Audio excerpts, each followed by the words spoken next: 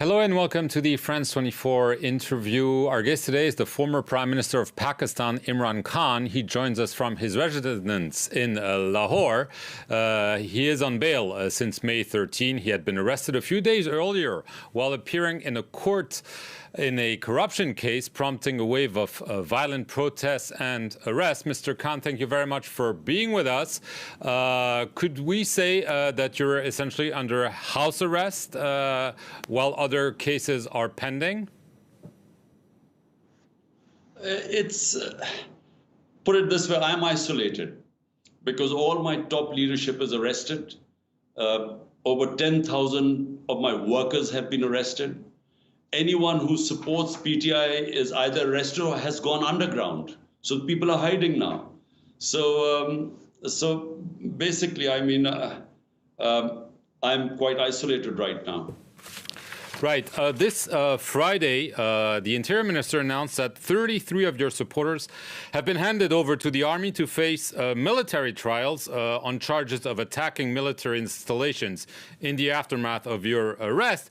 And he indicated in a press conference that yourself could face a military court. What is your reaction to this?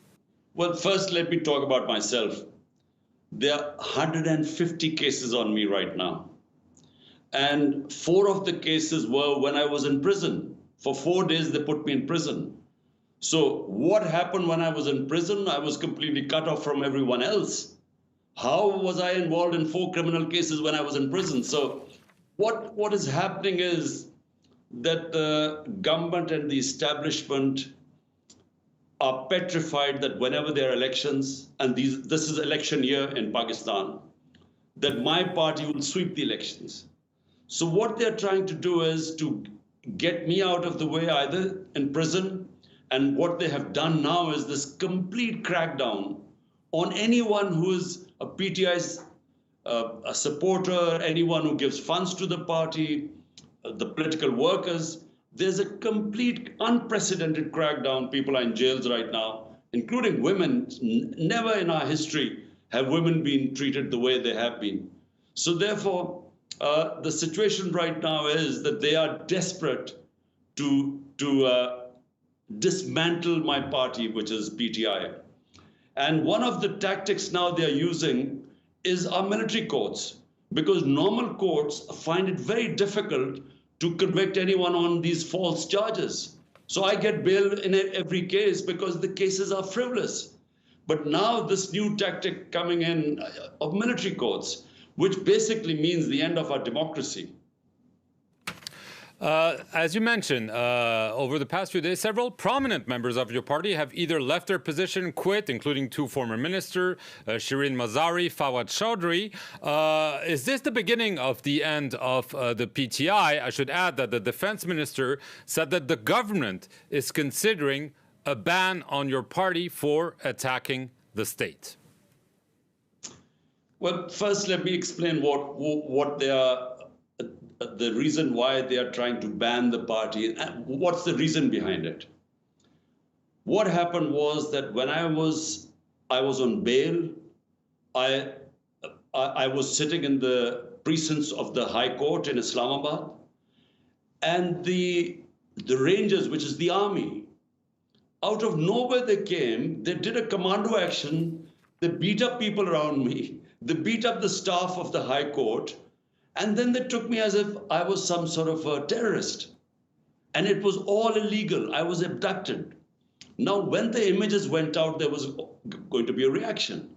But unfortunately, this was used as a way, and I quote, this is exactly what Adolf Hitler did in 1933, when he used the fire in the Reichstag, in the parliament, as a way to crush the communists.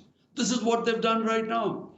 If there are 2 or 3 military buildings, especially the Corps Commander House, they were affected because of arson.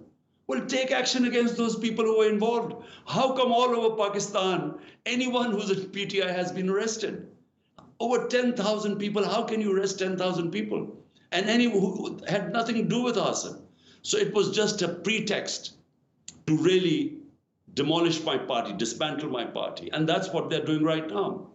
And these military courts is just, I mean, unheard of in a democracy. It means basically that our normal courts are not functioning. I mean, how can you have military courts in a democracy? Right. You've accused the Prime Minister and the head of the army to be behind what you describe essentially as a political vendetta, even some assassination attempts. You've also called repeatedly for early elections. However, I heard you say this week that you would be ready to form a committee to negotiate with the authorities and trying to find a way out and even step aside if need be. This sounds like an olive branch. Can you explain exactly what this is about? Look, my government was removed 13 months ago. Consistently, I have said that I'm a politician and we believe in dialogue and we want to talk. Problem is that the ones who removed me got scared that I had so much public support, and the by-elections that took place subsequently, out of 37 by-elections, my party swept 30 of them. So they got scared that the ones who removed me, they thought if there would be elections, I would be back. And therefore, even when the Supreme Court announced, according to the Constitution's elections of the province of Punjab, where I'm sitting right now, which is 60% of Pakistan, the government refused to hold elections. So they're running away from elections. And meanwhile, what they're trying to do is to crush the party through these means, these fascist tactics. I mean, this unparalleled victimization that is going on right now, we've never seen this in our country. And actually, the worst is it's dismantling our democratic system because they're not listening to the courts of Pakistan. The courts give a judge, give someone bail. He's immediately picked up by the police and another case is slapped on him. There's custodial torture my people are facing. They're living in inhuman conditions. It's very hot right now. People are crammed in small cells. And therefore, then the magic word is that, look, we'll release you. All your cases will be finished. All you have to do is say you renounce that you're no longer part of PTI. So that's what's happening. But Mark, you know, political parties only weaken when their vote banks go down. What is happening is that there's more sympathy for my party than ever in our history. So the vote bank is increasing. It doesn't matter if people come and go, because all that matters is that in a parliamentary democracy, people will win on the ticket of PTI. And that's what will happen. Right, but are you forming a committee to try to negotiate with the authorities despite all the accusations, yes or no? Oh, yes. I mean, but this is not the first time. There was a committee before too. So again, I'm announcing a committee today. The whole point is that our country is going down. Our economy is in a mess. We have the worst inflation in our history. Our growth rate has gone into minus from 6.1%. So exports, everything is going down. The entire revenue collected by our government goes into servicing our debt.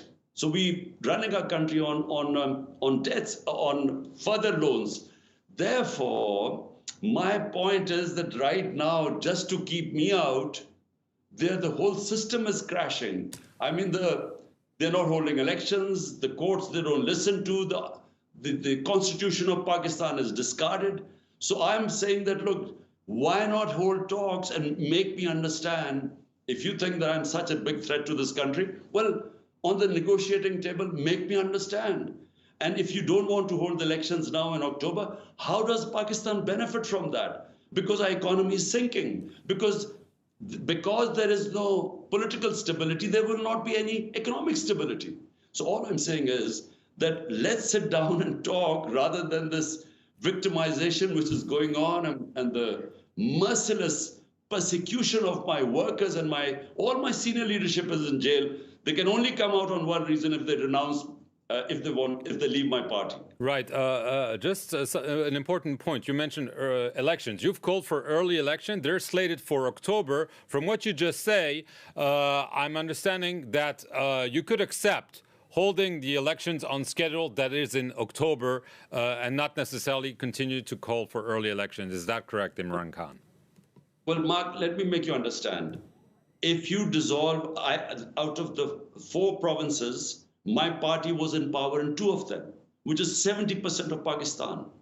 So the constitution says if you dissolve your government, the elections have to be held in 90 days. This is the constitution of Pakistan. So I dissolved my 2 governments. More than 90 days have passed, but there are no elections because the government is refusing to hold elections. So we went to the Supreme Court. The Supreme Court ordered elections in Punjab on the 14th of May. The government refused. So they are so scared of elections and they're scared of my parties sweeping the elections. They're refusing. They're even violating the constitution of the land and the rule of law. So this is what's worrying right now.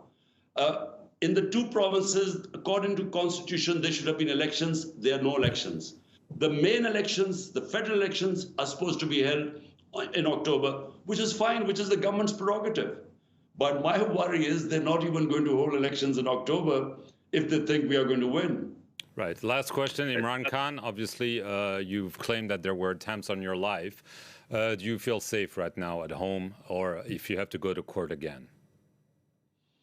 Oh, I'm not at all safe because the people who tried to kill me once when I had bullets in my legs, they tried to kill me again on the 18th of March. In the judicial complex when I went in, I was very lucky to survive that because I just got out in nick of time. Otherwise, they would have killed me there.